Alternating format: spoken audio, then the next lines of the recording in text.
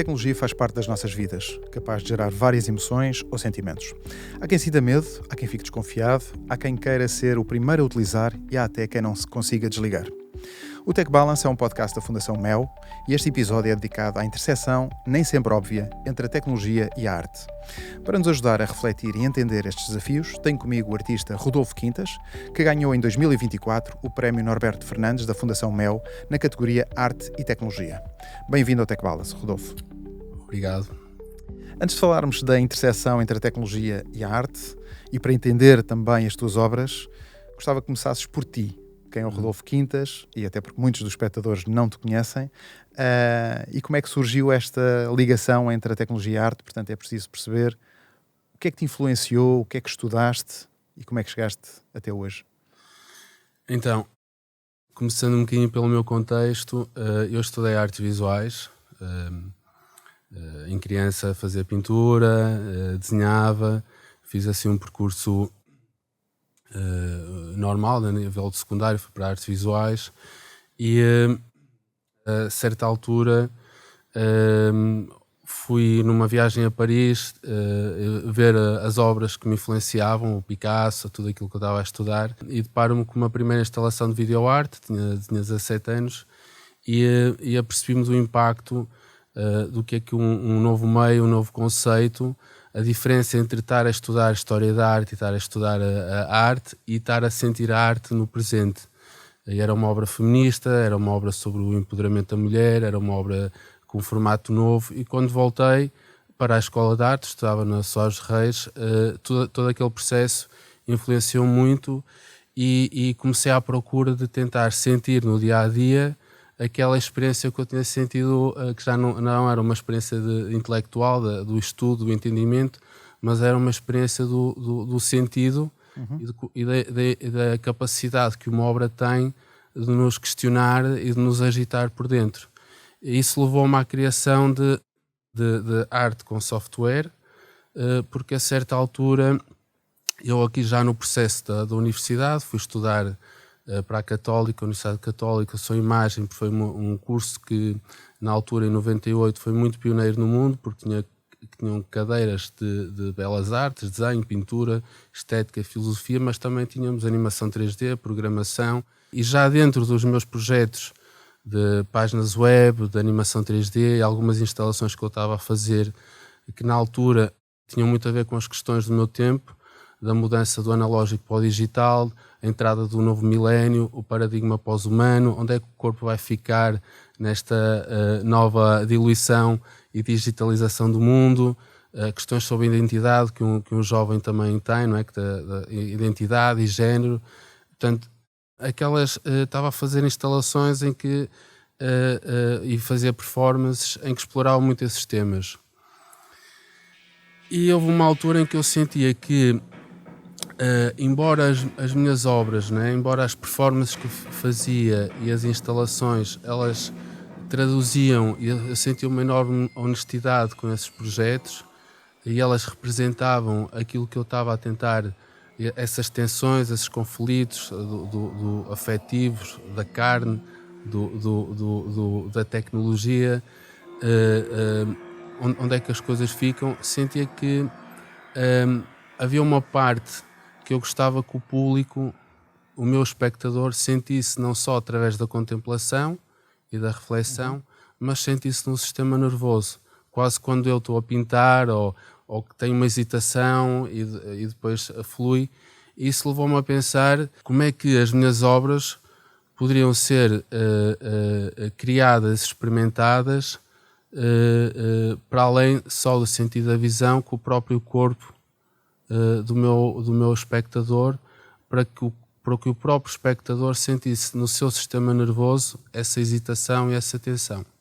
Isso foi influência também de, na altura, praticar as artes marciais? As artes marciais, curiosamente, foi uma disciplina e foi uma prática que muito mais tarde, eu acho que só nos últimos anos, é que comecei a refletir a importância que teve a minha relação com as artes marciais, que aparentemente não era óbvia, até alguém me dizer o teu trabalho está muito ligado ao corpo, porquê? Mas a verdade é que as artes marciais, comecei a fazer karatê aos 7 anos e depois fiz kickboxing, cheguei a ser vice-campeão nacional de kickboxing, portanto eu estava a sério na coisa. Fazia-me entender o espaço, o corpo, os sentidos de uma forma completamente diferente da mente, não é? De entender o mundo através da mente e através do lado cognitivo. E essa experiência do corpo com o espaço e também toda a cultura que as artes, a cultura mais oriental te traz, ajuda-te a ter uma perspectiva que acrescenta. E algumas das questões que eu ia sentindo também, para fazer artes marciais, há um lado da meditação, de tu escutares o corpo. Acho que sem pensar intuitivamente eu queria trazer esse lado que estava dentro de mim para a minha obra, né? Para o meu processo. E por isso é que a ideia de gesto, a ideia de presença, a ideia de entrar num espaço e sentires o teu corpo, sentires a obra através do teu corpo, se tornou, se calhar, tão importante no meu percurso. Voltando aos estudos, depois continuaste a estudar. Depois continuei a estudar. Como é que foi a tua derivada à procura? A minha deriva à procura foi muito curiosa, porque eu fui parar depois à engenharia informática, à engenharia de software. E porquê? Porque eu acabei a universidade, já tinha feito uma série de exposições, já estava a fazer, em 2003 já estava a fazer instalações interativas, já estava a fazer uma série dessas coisas, e estava à procura no mundo como é que podia continuar aquilo que estava a fazer. Onde é que procuraste? Como? E onde é que foste procurar? Eu fui procurar a Londres, fui procurar a Nova Iorque, porque na altura fui fazer uns projetos com um compositor americano que estava a fazer uma primeira ópera eletrónica, 360, e fui trabalhar para Roma com esse compositor americano, fui fazer os visuais dessa ópera. Eu já fazia DJing, portanto comecei, portanto era um contexto assim bastante... Portanto eu queria perceber melhor aquela diferença entre...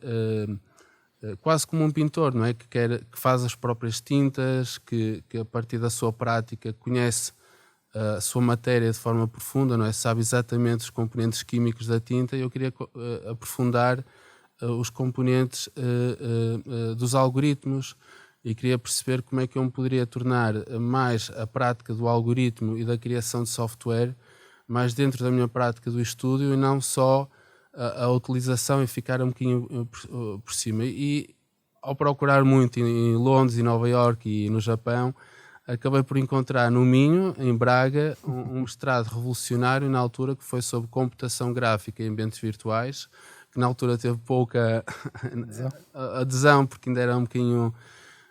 e eram só cadeiras sobre computação gráfica, algoritmia, realidade virtual, realidade aumentada. Portanto, tudo aquilo que nós estamos hoje aqui a viver... Estava no Minho. Estava no Minho em 2003, 2004. E eles aceitaram-nos, na altura um colega meu, Tiago Dionísio, aceitaram-nos naquele mestrado. E eu lembro-me que estava em Nova Iorque, na Barnes & Noble, uma biblioteca, uma livraria. E na altura, todo o dinheiro que eu tinha, comprei em livros de computação gráfica, em algoritmos e... Portanto, e fui estudar para o Minho, portanto fui fazer engenharia. Muito bem. Quando fizeste a tua primeira mostra da primeira obra interativa, já com algoritmos, quando é que foi e como é que foi a reação das pessoas? Houve dois momentos. O primeiro foram as primeiras peças que se faziam no contexto da universidade, né? Estás dentro da Escola das Artes, e é um contexto já também muito influenciado pelos teus amigos e os professores. Mas diria que a primeira vez que sentia esse contexto mais de galeria, de público, foi em 2004, num espaço do Porto que era o Labirinto, uma galeria bar, e o Paulo Vaz e a Dina Magalhães, que hoje em dia desenvolvem um festival de artes performativas, faziam a programação e a curadoria desse espaço, e convidaram-nos para montar uma instalação, e foi o Displacement, que era uma instalação que tu entras, não vês nada, vês um ecrã preto, e de repente o teu corpo começa a ser desenhado no espaço, no ecrã.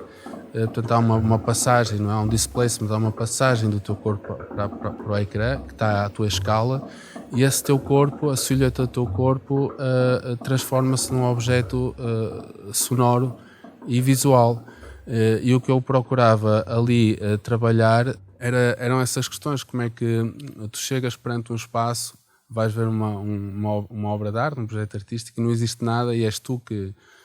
e é a tua hesitação, a forma como o que vais entender faz parte da obra, não é? A forma como tu te expressas e a imagem que deixas lá, o que constróis, portanto, todas essas questões que a nível também criativo eu estava a tentar compreender um bocadinho o que é que seria a transformação histórica da época da tecnologia de reprodução para a tecnologia de criação, que agora temos com o AI, não é? Ou seja, como é que a tecnologia faz um percurso da reprodução, não é? Vamos reproduzir o áudio, a música, a imagem, não é? Com a televisão, com o rádio, com todas essas tecnologias de reprodução, para uma tecnologia de criação. Em que o utilizador ou o espectador é o criador. É o criador.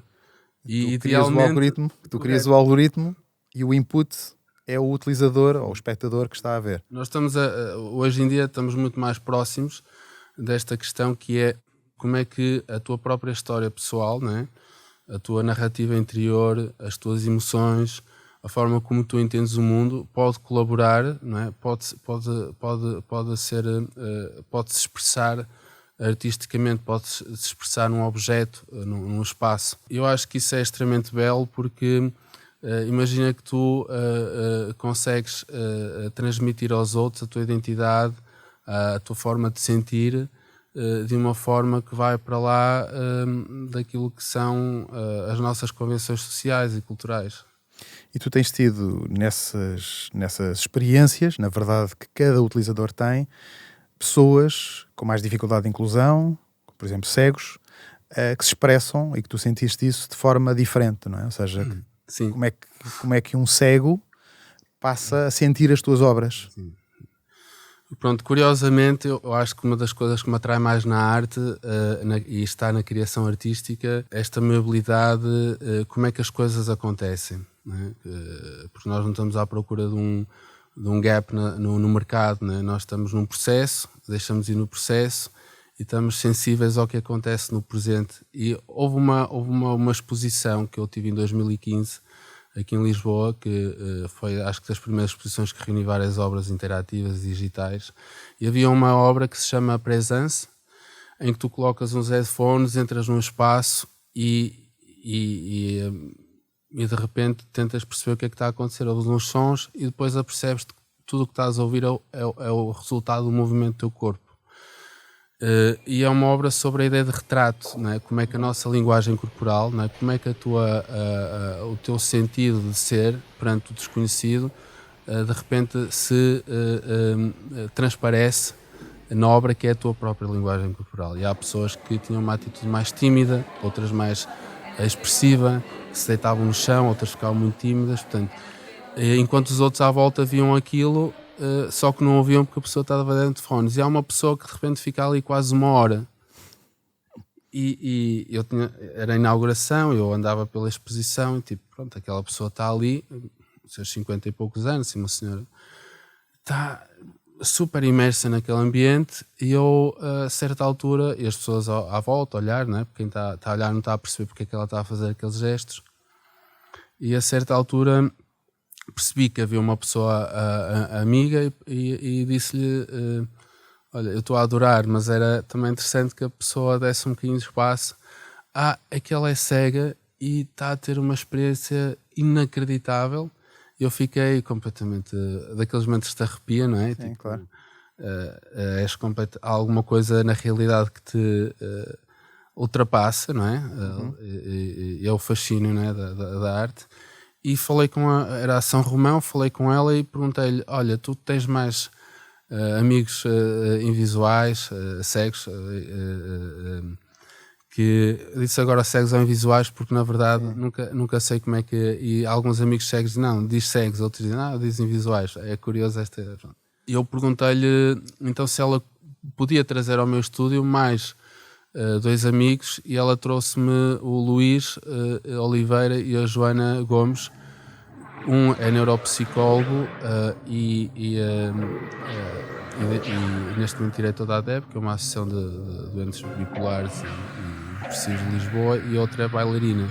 Portanto, porque eu queria perceber se aquilo tinha sido uma reação só daquela pessoa ou se era transversal.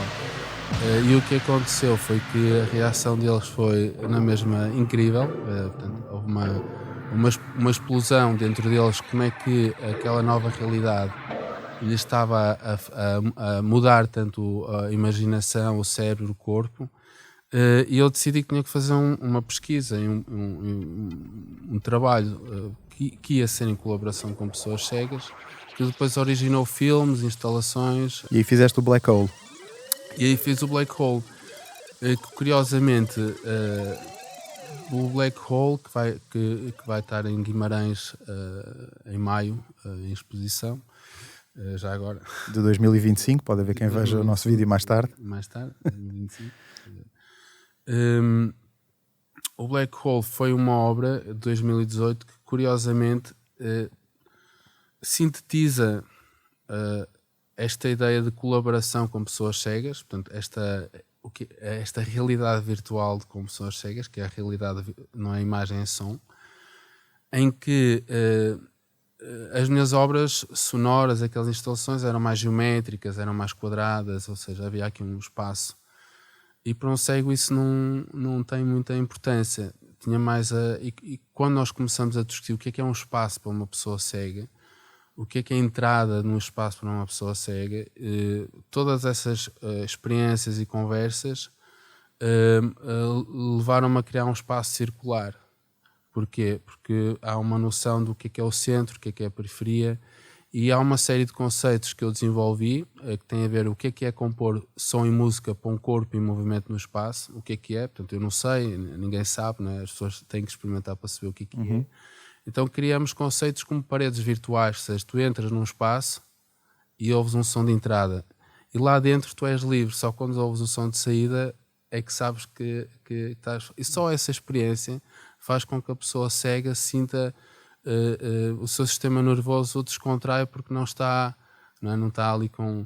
Depois desenvolveram-se uma série de outras layers em cima dessa ideia de por exemplo, a escala de som. Imagina um piano, não é? Tens da escala do ré mi, não é? A escala. O som da periferia é mais grave e o som do centro é mais agudo. Muito bem. Vamos ver um vídeo que mostra o Black Hole do Rodolfo Quintas para que os nossos espectadores entendam melhor do que é que estamos a falar.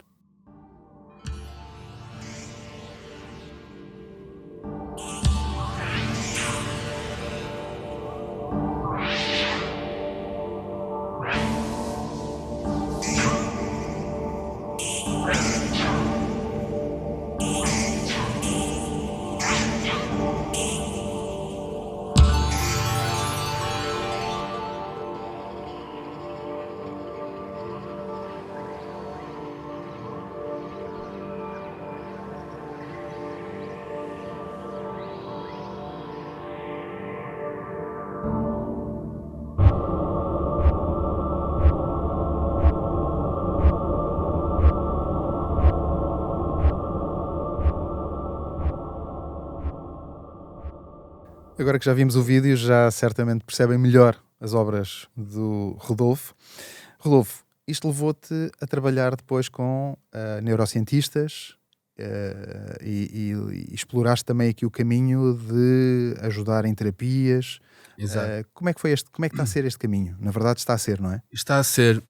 Há aqui duas questões importantes, que a primeira foi, ao longo destes anos, eu assistia a centenas de pessoas nas minhas instalações, eu ficava, às vezes, a tentar, falava com as pessoas para entender a reação, porque sem falar com as pessoas tu não sabes, não é? O que é que aconteceu dentro delas, não é? Via o corpo. E as reações eram muito sobre a expansão do corpo e a concentração, e eu queria entender porquê. Queria entender melhor porquê, desde o imaginário que se expandia, pessoas que me disseram que a partir dali, pessoas cegas neste caso, que tiveram vontade de ir nadar, portanto, houve uma reação emocional. E uma reação também cognitiva Então havia aqui este potencial de transformação e mudança, e eu acreditava que através da prática criativa do corpo, que já acontece sempre com a dança, não é? E hoje em dia está cada vez mais estudado como é que a plasticidade do cérebro, como é que a dopamina se altera de forma positiva através do movimento criativo do corpo. E eu achava que isso estava a acontecer com as minhas obras, não é? Com a experiência das minhas obras, acrescentando o lado imaginativo que elas trazem. E a certa altura fiz workshops com pessoas cegas e eu tenho aqui tanto material, isto a nível terapêutico também podia ter algum efeito, não é? Ter algum resultado. E neste percurso comecei-me a interessar também pelas neurociências, porque já me tinha interessado pelo outro tipo de ciências, biologia molecular e celular, e de repente apercebo-me que os neurocientistas, como é o caso na Fundação Champalimaud, uma das ideias de uma prática ou de um campo de criação que vamos ouvir cada vez mais falar, que é o Digital Therapeutics, que é a ideia que as doenças crónicas que nós temos não se alteram através de fármacos, e está estudado que 80% a 90% do dinheiro se gasta nas últimas semanas de vida. Portanto, há aqui um problema com a saúde. E o que os neurocientistas estão a tentar alterar é que, através da mudança de comportamento, basicamente que é aquilo que nós já sabemos bem, que é dormir bem, comer bem, ter hábitos de movimento, nós conseguimos alterar as doenças crónicas, mas é muito difícil o ser humano fazer essa mudança de atitude. E eles acreditam que, criando instalações digitais e criando espaços terapêuticos, que podem estar nos hospitais, nas clínicas, que podem também estar em casa através do MAP, e que tu consigas fazer uma prática criativa, mas depois também tem um impacto, tem um terapêutico, tem um seguimento médico. Tu podes estimular não só a nível cerebral questões como a dopamina, mas também corrigir movimento. Portanto, há aqui uma série de... E eu comecei-me a aproximar naturalmente de alguns cientistas da Fundação Champalimaud, que alguns já vinham do passado, e estamos neste momento a desenhar. Estou a desenhar um projeto com um grupo da Champalimaud, na tentativa de pensar como é que também a arte pode contribuir para ajudar a redesenhar estes ambientes.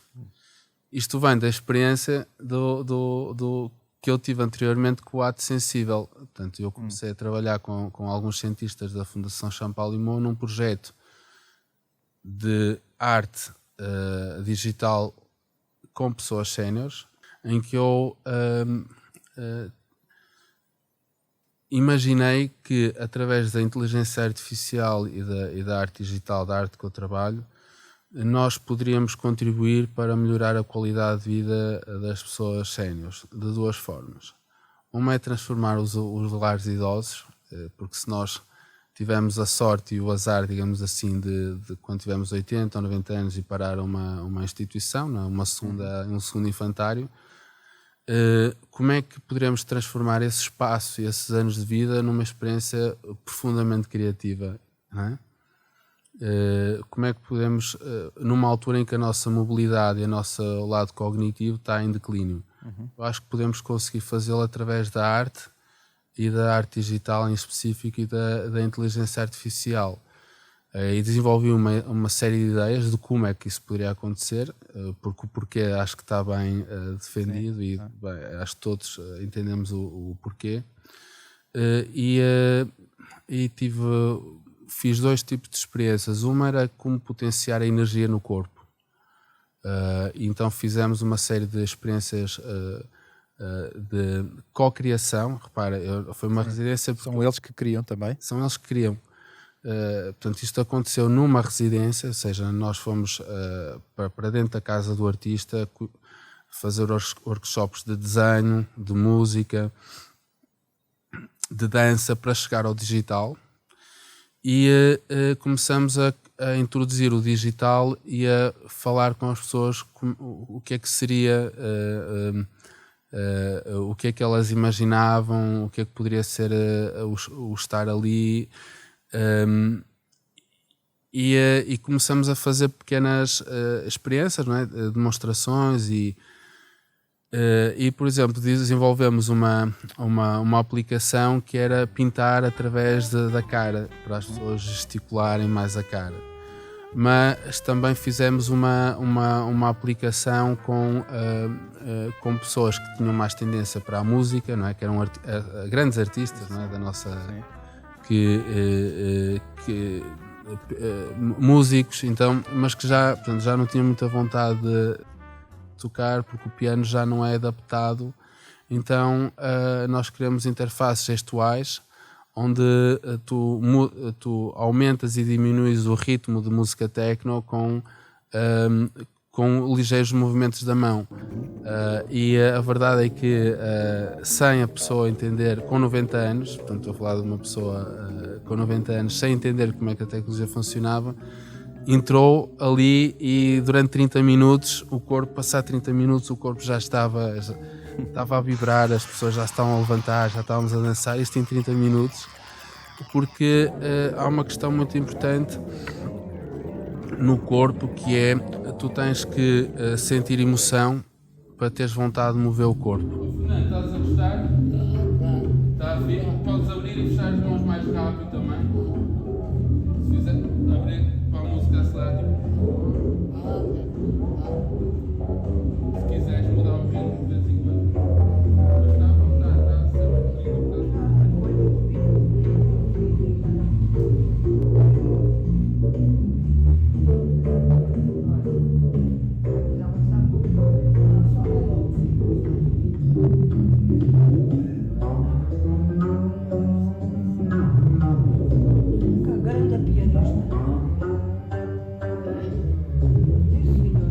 Isto está muito estudado hoje em dia com a psiquiatria e há uma cientista de Harvard que, pronto, há muita gente a estudar isto, mas principalmente com as questões de saúde mental, não é? Do outro lado negro da tecnologia, que é que nos retira a mobilidade. E durante milhares de anos a nossa evolução foi feita, tu tens que mover um bocadinho o corpo e tens um bocadinho de dopamina, não é? Tu tens um esforço e fazes alguma coisa. E quando tu deixas de ter vontade de mover o corpo a fazer alguma coisa porque acreditas que o teu corpo já não faz, entras em declínio mais rápido. Mas se tu, através da tecnologia, da inteligência artificial tu conseguires ajudar a capacitar o corpo da pouca mobilidade ou da pouca parte cognitiva, tu consegues trazer essa energia de volta ao corpo. E nós conseguimos demonstrar isso. E outro dos exemplos ou dos exercícios que nós fizemos, que eu acho que foi muito bonito, que foi: será que nós conseguimos recuperar memórias de pessoas idosas com 70, 80 anos? E eu para isso então precisei de ajuda daqui de dois grupos de pessoas. Uma foi de uma desenhadora de perfumes, da Daphne de Bouguic, que ela criou perfumes para a Chanel, para muitas marcas. E disse: olha, eu tenho aqui uma ideia que é, se nós criarmos um workshop com uma série de essências de perfumes, as pessoas cheiram essas essências sintéticos, naturais, por exemplo, cheirar a relva acabada de cortar ou o café. E depois perguntei aos cientistas da AI, da Champalimau, se nós desenvolvemos um software que naquele momento que as pessoas se lembram através do cheiro, reproduzimos visualmente essas memórias, será que vamos conseguir interagir e reforçar a identidade? Pronto, vamos experimentar, vamos testar. Bailarinos dentro de um comboio.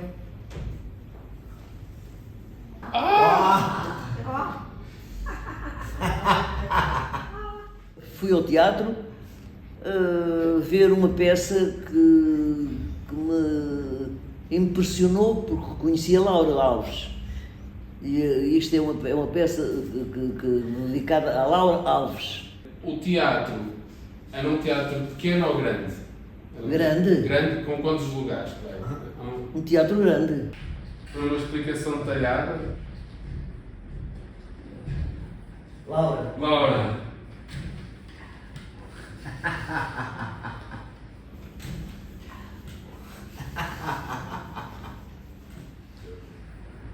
Vejo uma figura, mas não identifico. Como é que é a figura dela? Eu penso que haverá aqui pessoas que conheceram e trabalharam com a Laura Alves. Pois. A Laura Alves já faleceu há muito tempo, mas deixou sempre uma corrente de simpatia, era extraordinária. Eu trabalhei com ela também.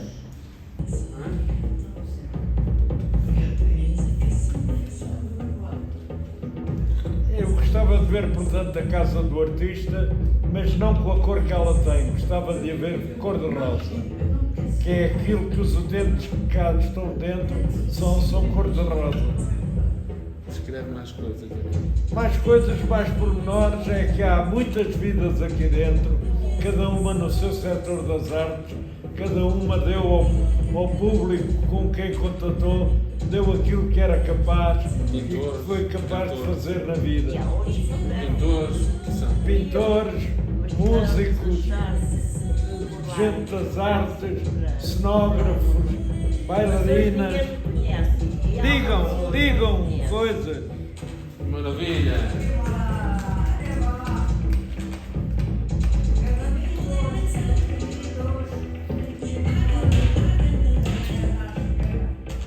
E o que aconteceu foi mágico, nós demos uma série fizemos esse teste, demos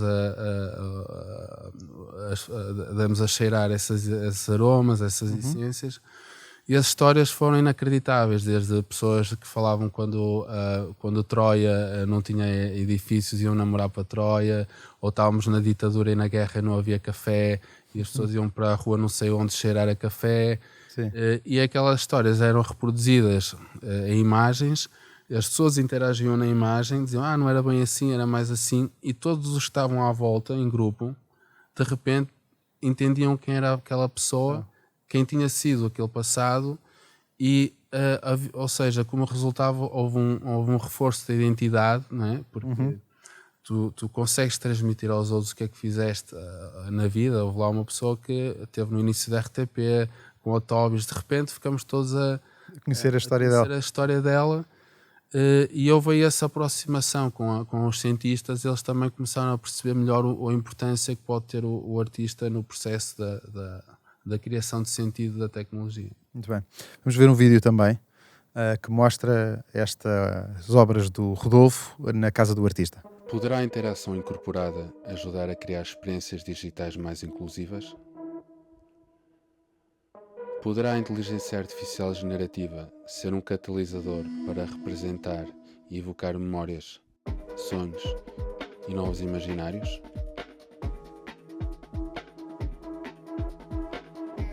Estas questões foram investigadas através de uma série de oficinas de desenho, dança, olfato e música, permitindo um espaço de observação e co-criação com cenas da casa do artista.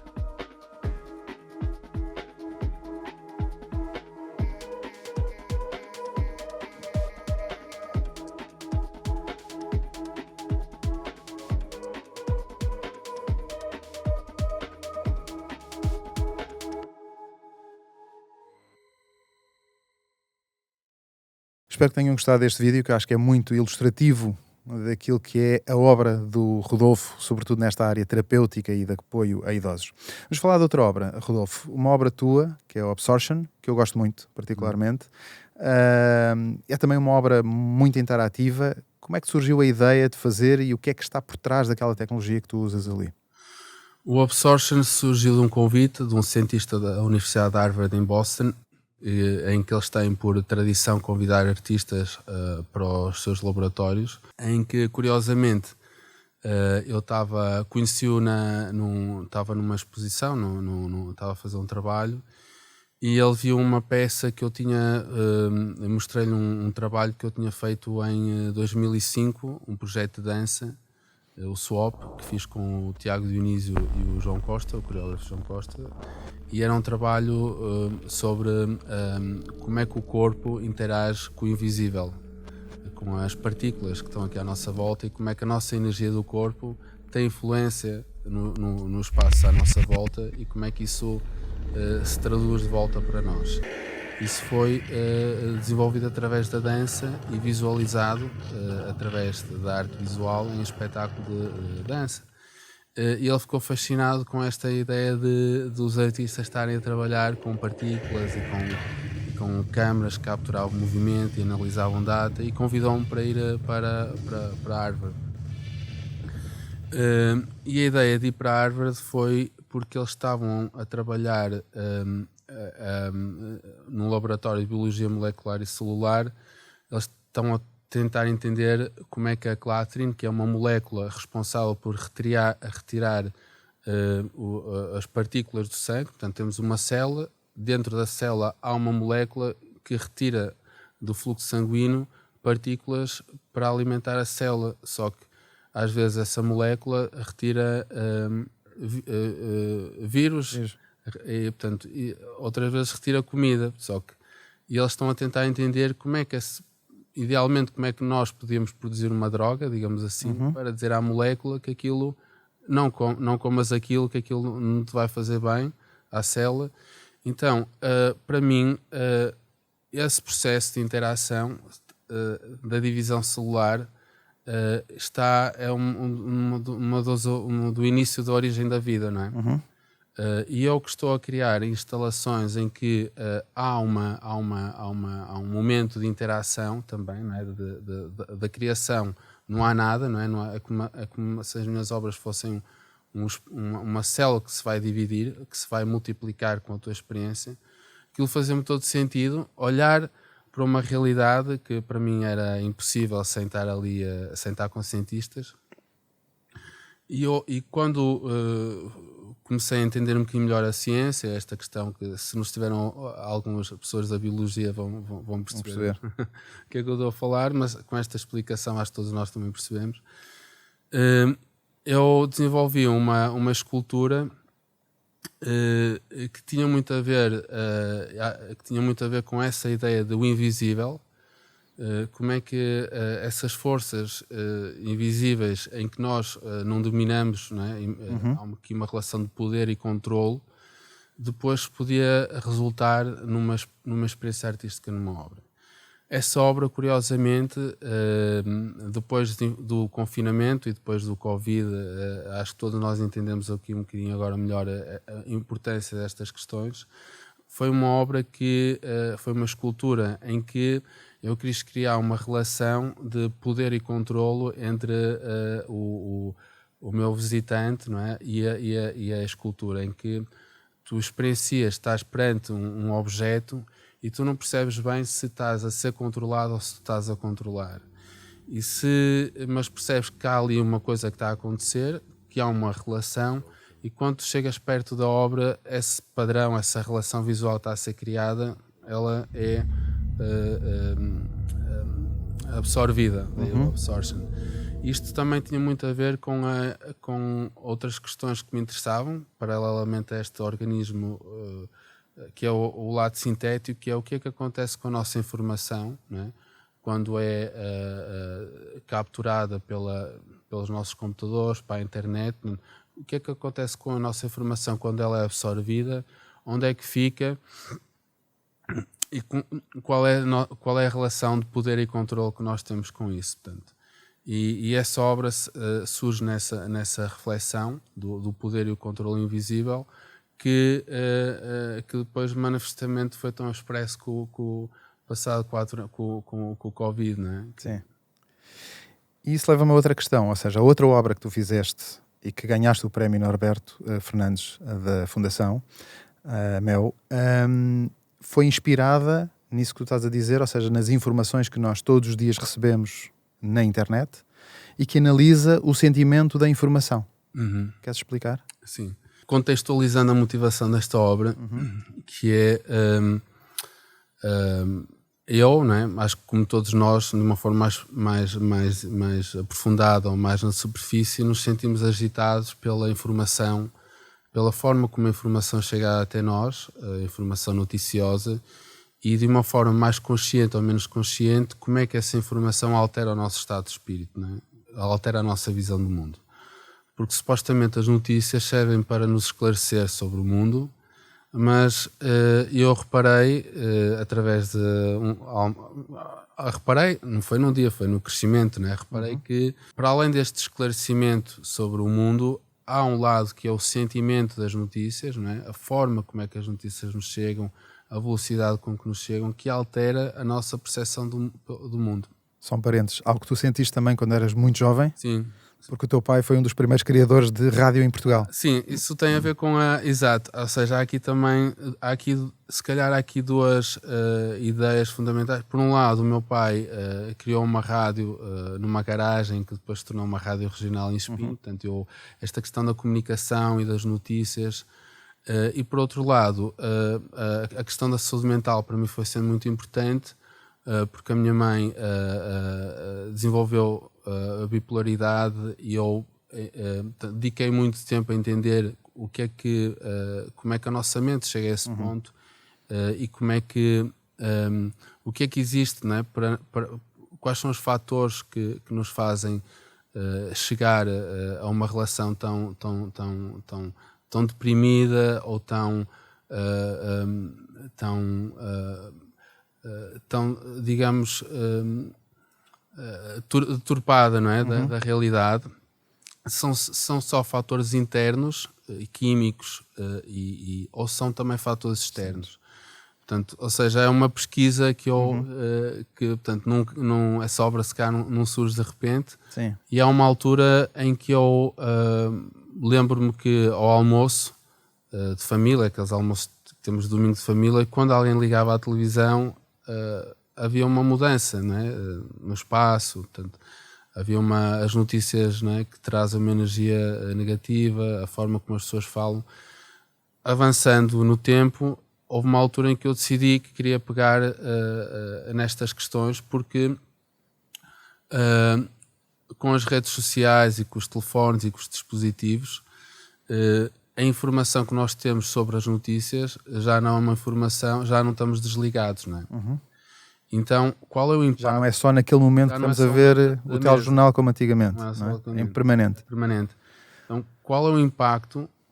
E tudo o que eu faço, eu inspiro-me também na ciência, não só no meu lado pessoal, portanto, inspiro-me na ciência no sentido em que faço pesquisa académica, vou ler artigos científicos, e encontrei artigos e pesquisas dos anos 80 na era da televisão sobre os headlines, né? E eles fizeram uma pesquisa com cerca de 500 pessoas, grupos que viam notícias e grupos que não viam notícias. E a conclusão é que o grupo que não via notícias da televisão acreditava mais nos seus projetos pessoais, tinha uma visão mais otimista do futuro relativamente ao grupo. E agora a pergunta que eu me fiz foi, agora, escalando isto às notícias, à informação, à infodemia, como é que a nossa mente pode estar tranquila e como é que nós podemos ter uma visão otimista da vida se talvez temos um excesso de informação negativa, sentimento negativo. Então, com estas preocupações e com estas questões, surgiu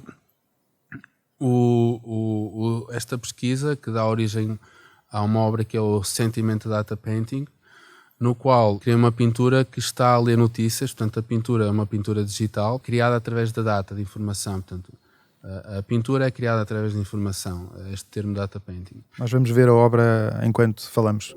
Sim. A obra lê um conjunto de noticiários de todo o mundo, desde o New York Times, Al Jazeera, Japan Today. Portanto, eu selecionei um conjunto de fontes noticiosas. Lê as notícias quando elas são escritas, publicadas. Faz a análise de sentimento da notícia. Portanto, usam modelos de AI. Atualmente, os modelos de AI que analisam o sentimento de notícias, são aqueles modelos de análise de sentimento que basicamente o que é? Pegam numa frase e tentam fazer uma pontuação negativa, positiva ou neutra relativamente àquela frase ou àquele texto. O accuracy, não é? A predicabilidade é muito alta. E o teu algoritmo interpreta isso?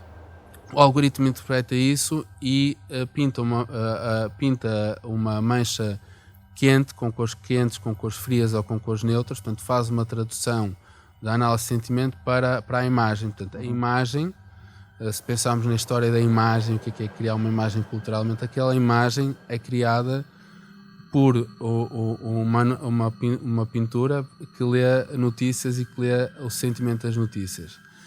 E o que é que esta obra transmite em termos de experiência para o público? Por um lado, ela é uma espécie de uma base de dados que demonstra a quantidade de notícias negativas versus positivas que ela leu desde que começou, naquele ano, e no caso da Altice, já quando a exposição estava a terminar, já eram 300 e tal mil notícias negativas para 70 mil positivas, não é? Então, e por outro lado, outra questão menos óbvia, mas muito importante, ela confronta-nos com o viés do AI.